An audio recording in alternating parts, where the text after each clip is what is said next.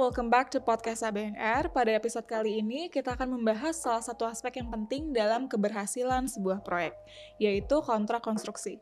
Nah, bagi kalian yang sering berkecimpung dalam dunia proyek, kalian pasti tahu nih, bahwa kontrak konstruksi adalah salah satu dokumen utama yang menjadi dasar berjalannya suatu proyek. Nah, kontrak ini tidak hanya berfungsi sebagai pedoman teknis dan juga administratif, tetapi juga sebagai alat perlindungan hukum bagi para pihak yang terlibat dalam kontrak tersebut.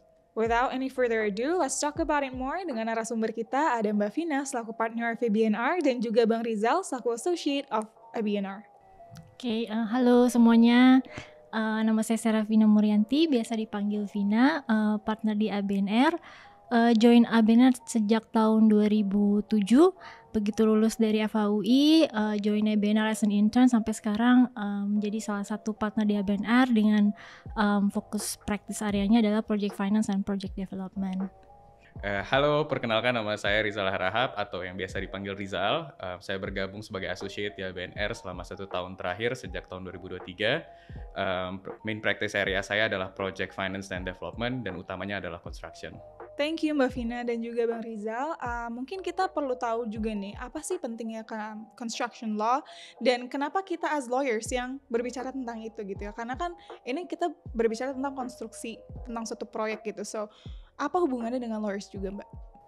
Oke, kenapa penting, terutama untuk practice area project finance and project development, construction contract itu bagian paling mendasar dari suatu proyek gitu ya. Jadi untuk develop suatu project tentu semuanya diawali dengan konstruksi gitu. Jadi kenapa itu penting?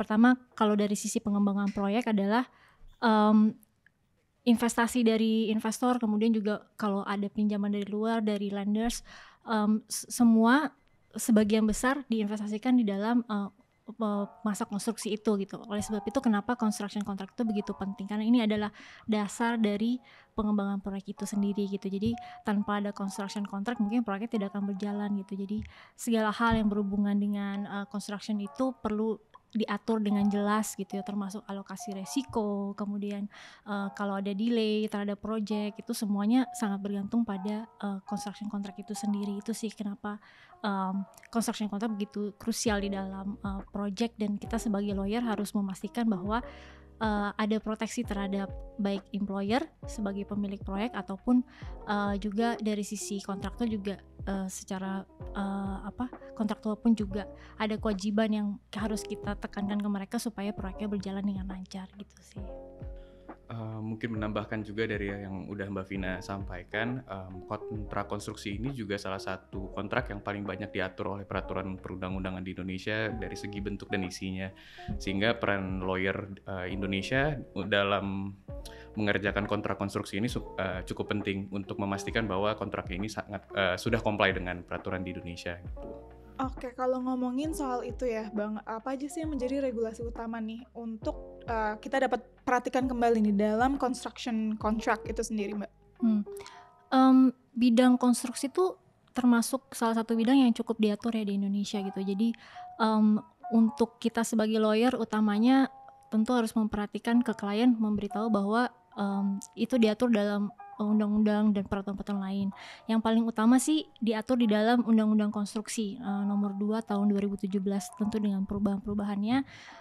Salah satunya adalah Undang-Undang Cipta Kerja yang merubah Undang-Undang Konstruksi itu sendiri. Kemudian diatur lebih jauh lagi di dalam peraturan pemerintah khusus untuk construction gitu. Jadi cukup diatur untuk kontrak konstruksi ini di dalam peraturan-peraturan tersebut gitu.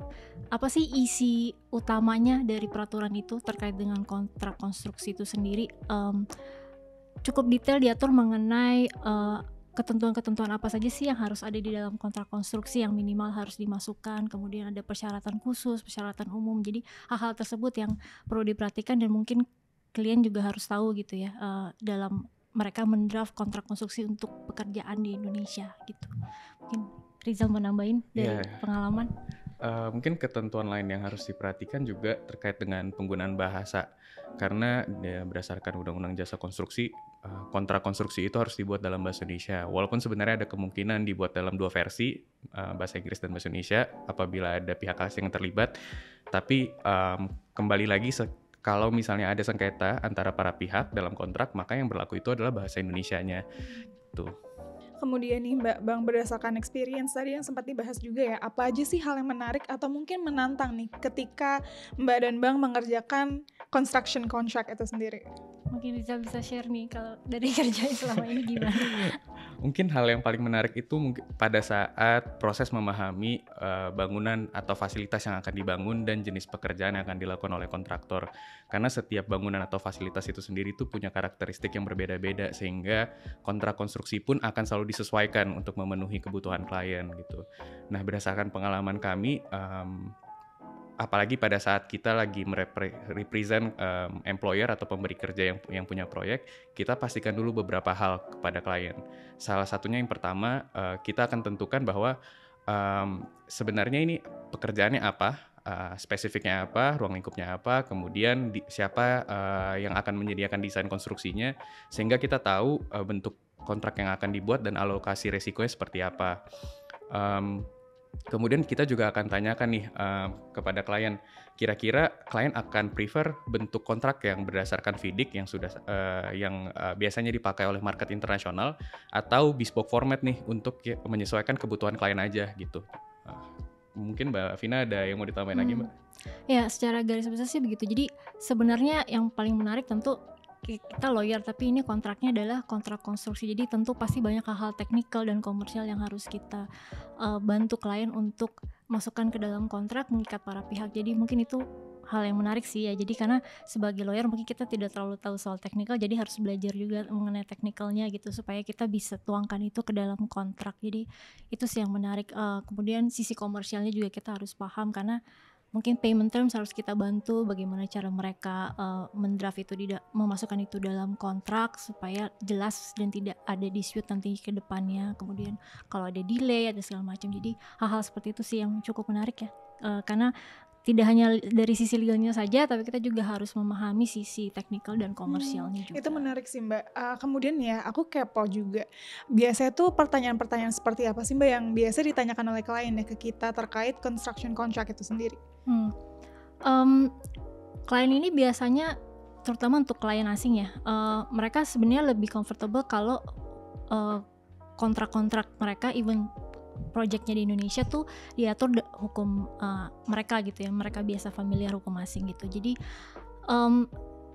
kita selalu pasti ditanyakan apakah itu mungkin kan atau tidak gitu ya. Jadi hal-hal apa saja yang wajib untuk dipatuhi berdasarkan hukum Indonesia terkait dengan kontrak konstruksi. Jadi seperti itu sih. Jadi kita banyak ditanyakan mengenai hal itu.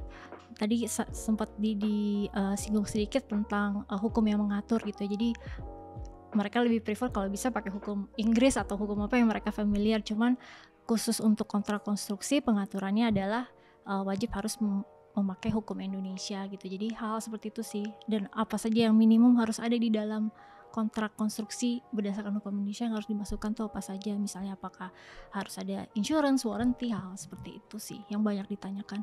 Kemudian scope of work juga termasuk, karena di Indonesia tuh kegiatan konstruksi kan cukup luas ya, dan ternyata ada beberapa yang lintas sektor gitu. Jadi terkadang scope of work tertentu bisa masuk ke ranah konstruksi, bisa masuk ke ranah lain, misalnya tenaga listrik gitu, instalasi kelistrikan masuk ke dalam ranah bukan PUPR atau bukan konstruksi, seperti itu tuh juga kadang-kadang mereka menanyakan.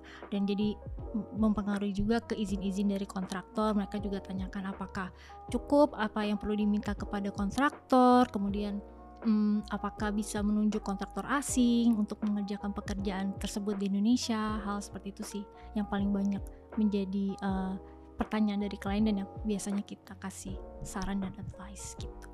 Menambahkan juga dari apa yang sudah disampaikan oleh Mbak Vina terkait dengan governing law, hukum yang mengatur. Kadang-kadang walaupun kliennya itu asing, mungkin bukan klien PMA tapi sebenarnya PMDN, Tapi kadang-kadang di suatu project itu banyak pihak asing yang terlibat. Salah satunya itu mungkin adalah pihak pemberi pembiayaan seperti lenders. Sehingga kadang-kadang mereka itu mungkin akan lebih prefer dan memberikan comfort kepada lenders misalnya untuk menggunakan hukum asing. Dan kemudian banyak dari kontrak yang kami terima untuk di-review itu juga masih menggunakan bahasa asing sebagai bahasa yang berlaku. Biasanya kami akan sampaikan kepada klien kalau dua hal ini sebenarnya sifatnya mandatory karena diatur dalam undang-undang dan non-negotiable, sehingga resiko seperti dianggapnya kontrak konstruksi ini batal demi hukum itu bisa dihindari oleh para pihak. Tadi kan sempat dibahas ya Bang, ada beberapa hal yang memang sifatnya ini non-negotiable atau memang kalau misalkan dilakukan itu kontraknya bisa batal demi hukum. Kan itu menjadi suatu isu ya Bang. Selain dari hal itu apa aja sih isu-isu yang biasanya tuh ditanyakan atau sering dibahas dalam construction contract ini sendiri Mbak? Biasanya selain yang sifatnya mandatory tentu yang sifatnya teknikal dan komersial yang tadi kita bilang gitu ya. Kadang-kadang mereka bertanya apakah ini diatur di dalam undang-undang, bisa tidak diatur demikian gitu. Itu sering ditanyakan.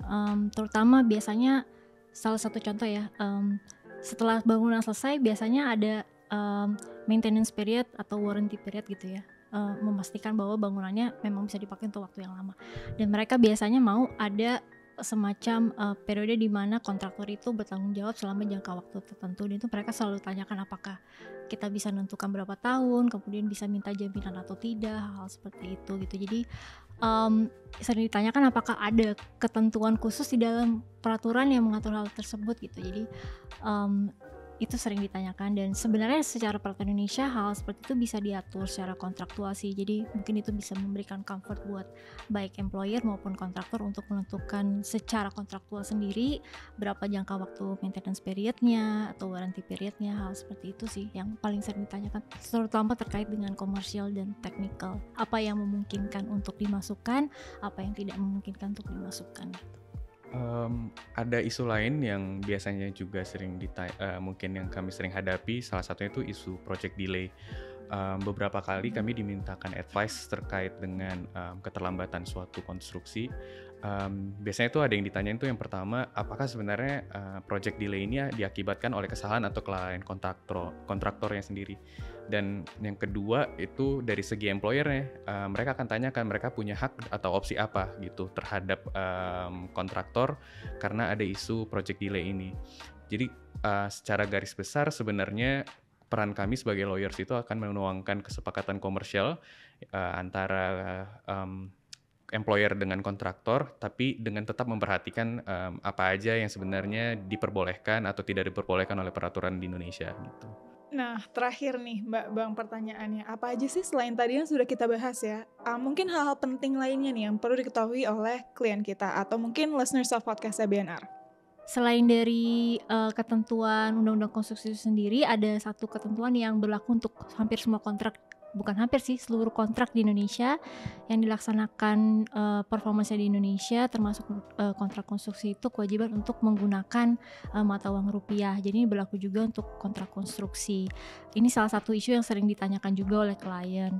Terutama menjadi isu kalau misalnya untuk proyek besar biasanya kan tanda tangannya kontrak konstruksi terintegrasi, di mana di dalamnya itu ada pengadaan barang juga yang bisa jadi perlu import peralatan atau bahkan import jasa desain gitu, dan pembayarannya biasanya tentunya harus menggunakan mata uang asing gitu misalnya ya. Kalau kita tanda tangan kontrak dalam bentuk kontrak konstruksi terintegrasi, maka menjadi ikut dalam kewajiban menggunakan rupiah. Nah ini hal-hal yang mungkin perlu diperhatikan juga sih. Mitigasinya seperti apa, mungkin bisa juga dengan dipecah kontraknya, jadi mungkin tidak tanda tangan kontrak terintegrasi, hal seperti itu sih yang mungkin perlu diperhatikan juga gitu. Nah, setelah dari diskusi kita mengenai construction contract, perlu di-highlight juga ya bahwa dalam segi legal ada banyak hal yang perlu diperhatikan nih, mulai dari proses memahami bangunan atau fasilitasnya dan juga jenis pekerjaan kontraktor and so on and so forth tadi yang sudah dibahas juga ya. Nah, hal ini juga tentunya berdampak pada ketentuan-ketentuan yang nantinya akan diatur dalam suatu kontrak konstruksi agar sesuai dengan peraturan yang mengatur pada tiap-tiap negara, khususnya di hukum di negara Indonesia, serta serta proses negosiasi yang wajib diperhatikan dan dikonsultasikan dengan legal professionals untuk nantinya kita dapat melindungi interest dari parties involved in the construction contract dan juga to ensure keberhasilan dari proyek itu sendiri yang paling penting.